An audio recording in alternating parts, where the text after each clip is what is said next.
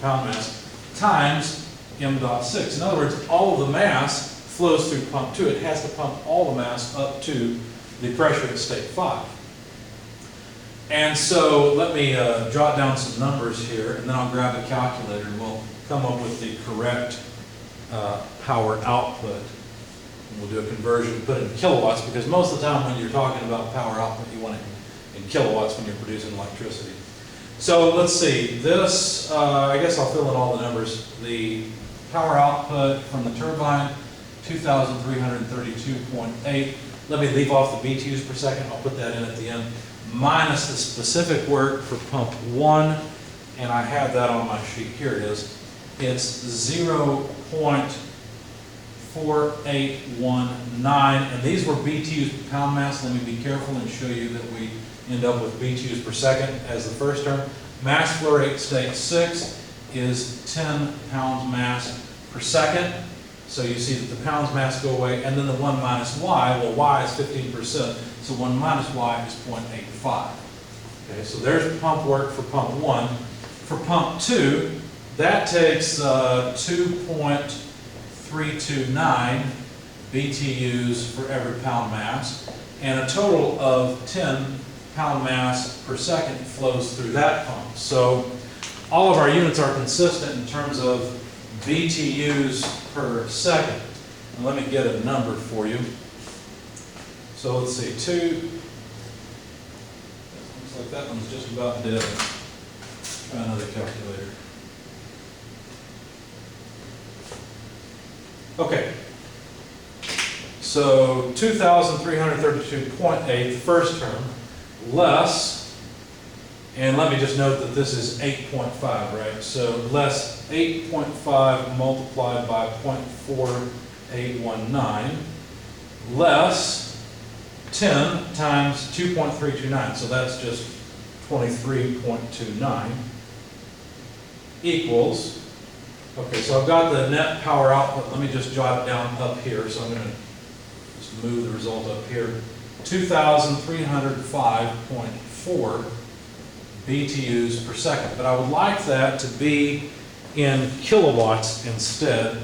It turns out that there is 1 kilowatt for every 0.94717 BTUs per second. So the BTUs per second go away, and we will be left with kilowatts. So let me take the result of my calculator and divide it by 0.947817, and we get 2,432.3 kilowatts.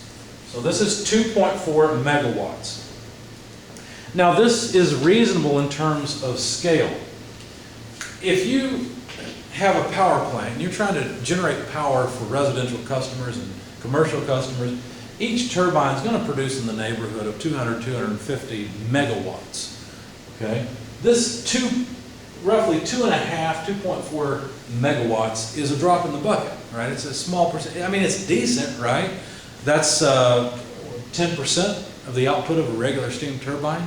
So that would be a very large electric bill if you were a company trying to bake a lot of bread. And, you know, if you needed to bake a lot of bread and you needed a whole lot of process heat, well, maybe it makes sense to generate extra and generate electricity in the process, because you're going to need electricity for the process anyway. So why not generate electricity? This would probably pretty easily run a bakery, a commercial bakery. It's plenty of power for one. In fact, it's maybe a little too much. A home uses only about, 2, 3, 4 kilowatts on average, is the average residential draw. And so this is, 1,000 times that or so. So, anything else we can see here? We've got the heat input rate. It might be interesting to look at this in kilowatts so we can get a comparison. As a matter of fact, let's extend the problem just a little bit before we end.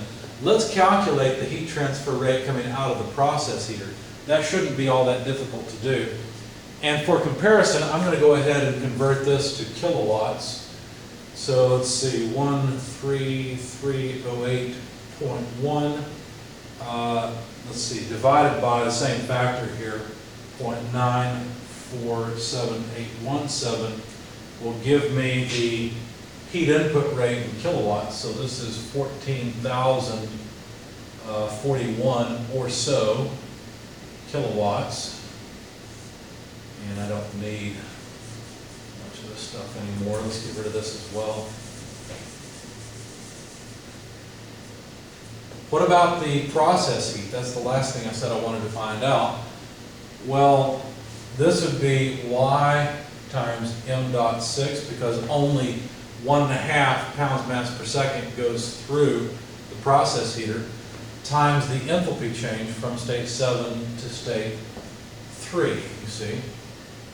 And so let's see, that would be, this whole thing here is just 1.5 pounds mass per second. H7, I want H7A, which is 1319.1, less H3, which is 324.92. These both have units of BTUs per pound mass. So we end up with BTUs per second. Let's see. So 1319.1 less 324.92 multiplied by 1.5 gives me 1,491.3 or so BTUs per second, divided by 0.947817 to go to kilowatts, gives me 1573.4 kilowatts. So let's see, it looks like that we pay for 14,000 kilowatts, we get 2.4, well, let's put it in megawatts. We pay for 14 megawatts, we get 2.4 megawatts of electrical power, or at least shaft power. And in the process heat, we use 1.6 or so megawatts. Now you might look at this and say, well, why are we messing with this when we've got Q out here? That might be an interesting question. State 8, I've erased part of it, but this should be the enthalpy in state 8. If we went and looked at state 8, it would be interesting to determine what the temperature is in state 8. Now, that's pretty easy because it's a saturated state. So all I have to do is look at the temperature of saturated liquid at the condenser pressure, which was 2 psia. So the temperature at state 8, whether it's 8s or 8a, since both are in the saturated region, is going to be 126 degrees. We can't use this waste heat to bake bread, you see. We have to have a higher quality steam in order to reach the cooking temperature for the bread. This won't work, right? That's why we can't use this waste heat here. This waste heat is not very valuable for either producing power, because we've already produced as much as we can, or for baking the food in the process.